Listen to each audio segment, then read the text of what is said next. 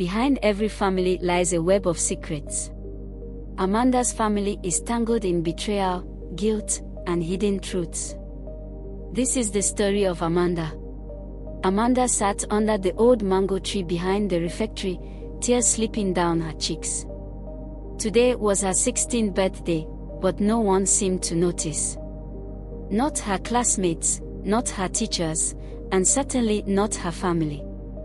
Her Aunt Vivian and Uncle Julius had barely acknowledged her presence for weeks. She wiped her eyes, trying to hold back the flood of emotions. In her heart, a deep loneliness stirred. Her mind wandered to the mother she had never known, Stella, the woman who had left her behind.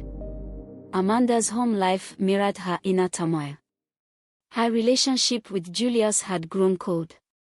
He had once treated her like his own daughter, but recently, something had shifted.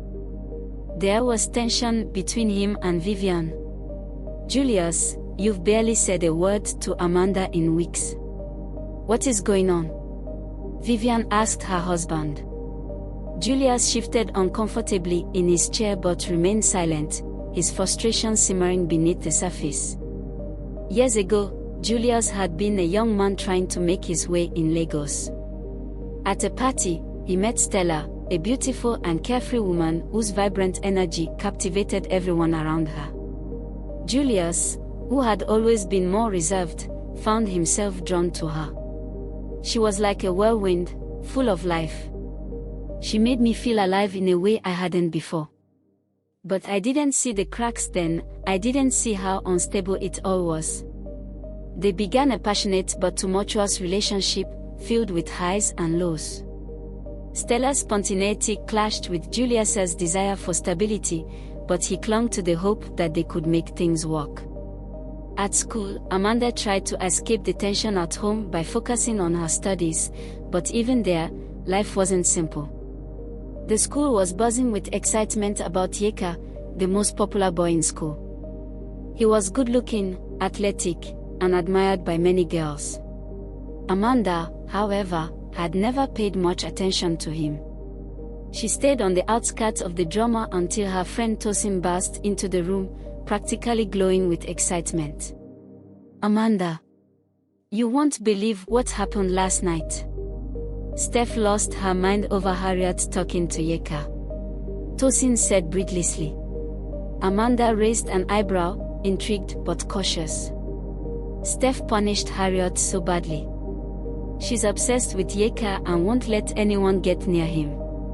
Yeka was the name on everyone's lips, but Amanda had always stayed out of that world until now. That evening, the tension between Vivian and Julius reached a boiling point. After weeks of avoiding the truth, Julius finally spoke up, his voice full of frustration rather than guilt. "I don't know how to be around Amanda anymore, Vivian. I've been carrying something I should have told you long ago," Julius said furiously. Vivian frowned, her frustration giving way to concern. "What are you talking about? You've always been her father," Vivian said softly. Julius stood up, unable to contain his anger any longer. "That's just it, Vivian. I'm not her father. I thought I was, but I'm not," Julius said, trembling with anger. "When Stella told me she was pregnant, I felt a mixture of shock and hope. I believed this could be the start of a family, something I had always wanted. I convinced myself that having a child together would ground our relationship. When she told me she was pregnant, I thought this was it. I thought it would change everything. But I was wrong." Stella, on the other hand, didn't see motherhood the same way. As her pregnancy progressed, she became distant, and I felt the growing strain. Not long after Amanda was born, Stella made her decision. She couldn't stay. She wasn't ready for the responsibilities of motherhood, and she didn't love me enough to make it work. One evening, without much warning, she packed her things and left. "You'll be better off without me. She's yours to raise now," Stella said. Julius, heartbroken and stunned, watched as Stella walked out of their lives. Stella's departure wasn't filled with drama. It was cold and calculated. She left Amanda in Julia's care without a second thought. Years after Stella left, Julius ran into one of her old friends, who let slip that Stella had been seeing someone else around the time Amanda was conceived. The truth became unbearable when Julius realized that the man Stella had left him for was his own friend. She left me for him, my own friend. And all this time, I raised Amanda thinking she was mine. But she's not. The betrayal hit Julius like a punch to the gut. He had spent years pouring his love and energy into raising Amanda, only to learn that Stella had been unfaithful and had abandoned him for someone he had once trusted.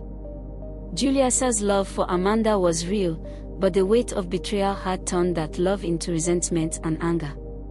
After class, Amanda retreated to her usual spot behind the refectory, where she liked to escape the noise. But today, she wasn't alone. As she sat down, lost in thought, she heard footsteps behind her. She turned to see Yeka standing there. "You always come here when you're upset. I've noticed," Yeka said. Amanda stared at him, surprised that he had been paying attention to her at all. "Why do you care?" Amanda asked. "Because you seem like you need someone to care," Yeka answered. For the first time, Amanda felt like someone saw through her walls. The next day, the school was buzzing with rumors about Amanda and Yeka. No one was more furious than Steph, the senior girl who had laid claim to Yeka's attention. "You think you're special now? Just because Yeka talked to you, you think you can steal him from me?" Steph said with so much venom. Amanda stood still, her heart racing. "I'm not trying to steal anyone. I barely know him," Amanda said calmly, but Steph's jealousy turned violent. She slapped Amanda, her actions fueled by insecurity and rage. Steph's jealousy had crossed the line, and it wasn't long before the school had to take action. Steph's anger reached its boiling point one afternoon when she cornered Amanda in the hallway, unable to control her jealousy any longer. "You've taken everything from me. You think you can walk around with Yeka and not pay for it?" She lunged at Amanda, shoving her hard against the lockers. The loud crash drew the attention of the other students, and a crowd quickly formed. Teachers rushed to intervene, and Steph was pulled away, her face twisted in anger. Amanda stood there, shaken but refusing to back down. The teachers quickly took control of the situation, and Steph was sent to the principal's office. Steph whispering to herself, "Why her? Why is he paying attention to her? He should be mine." Over time, her jealousy became a consuming fire, turning her into someone Amanda would soon fear. She was expelled from school that very week. But before she left, Steph sought Amanda out one last time. Coldly, a sneer on her face, "This isn't over. One day, you'll regret ever crossing me." Her words hung like a dark cloud over Amanda, but Amanda stood her ground. She knew she had done nothing wrong. That evening, after weeks of tension, Julius finally broke down in front of Amanda and Vivian. His anger and frustration couldn't be contained any longer. Furious, Julius said, "Amanda, you need to know the truth. I'm not your father. I thought I was, but I've been living a lie for years." Amanda froze, her heart pounding. She had always sensed something was wrong, but this was far beyond what she had imagined. "Stella, she left me for my friend. I raised you, thinking you were mine, but you're not," his voice trembling with emotion. Amanda's words shattered. The man who had raised her, the only father figure she had ever known, was telling her he wasn't her real father. "Then why did you stay?" Amanda asked in a broken voice. Julius took a deep breath, his face hard with unresolved anger but also pain. Quietly, Julius said, "Because I loved you. I still do. But the betrayal, it's been eating away at me. Sometimes, the truth is too painful to bear. But in Julius's confession, Amanda found the answer she had been searching for. His love had been real, even if his pain had poisoned it. Amanda's mind swirled with questions. Who was her real father? Why had her mother abandoned her?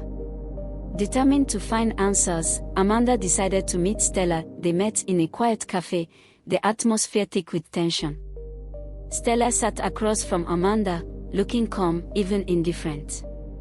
Amanda struggled to contain her emotions. Why did you leave me?